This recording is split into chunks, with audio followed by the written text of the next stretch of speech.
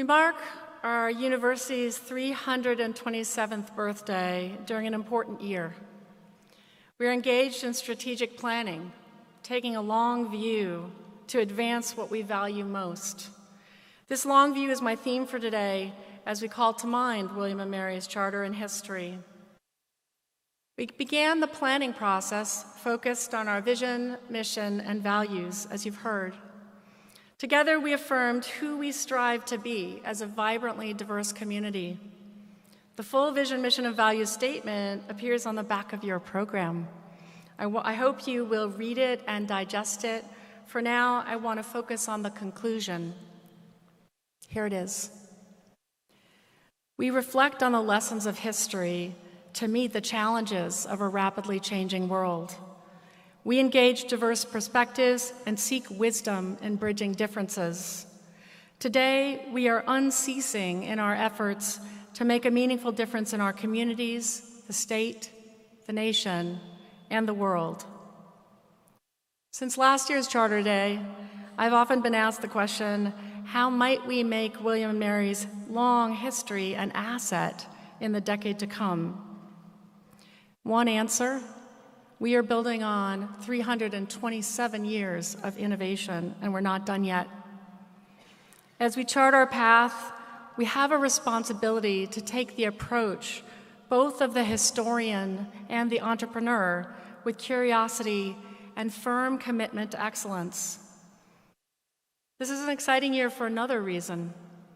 As many of you know, 2020 is the centennial anniversary of the 19th Amendment. The amendment reflected passionate and sustained advocacy from trailblazers such as Mary Church Terrell. My fellow president and Shakespeare scholar, Dr. Ayanna Thompson, invoked Ms. Terrell's famous maxim, "to lift as you climb," at last year's Charter Day ceremony. At the 1898 National American Women's Suffrage Association convening, Ms. Terrell said, "With courage born of success achieved in the past, with a keen sense of the responsibility which we shall continue to assume, we look forward to a future large with promise and hope." The 19th Amendment dramatically expanded suffrage. However, its success at the time was limited. It was not until 1965 when the Voting Rights Act expanded the franchise. We look back on this history in order to grapple with weighty questions we now face. Who is enfranchised today? How might we advance prosperity for all by inviting new partners into our political, social, and economic systems, into the ways we tell history and the ways we innovate? Charter Day calls us to reflect on our university's history at a key moment in strategic planning. We've completed a robust external scan of challenges and opportunities ahead. The results are available on the planning website.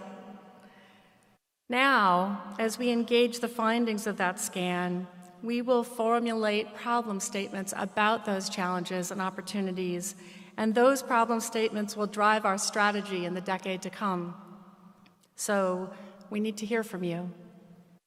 What do you find powerful in those scans? What would you add? Let me close with 3 pressing questions that are front of mind right now and give examples of the ways that we're beginning to answer them. First question: how might we welcome and amplify new voices in our learning community?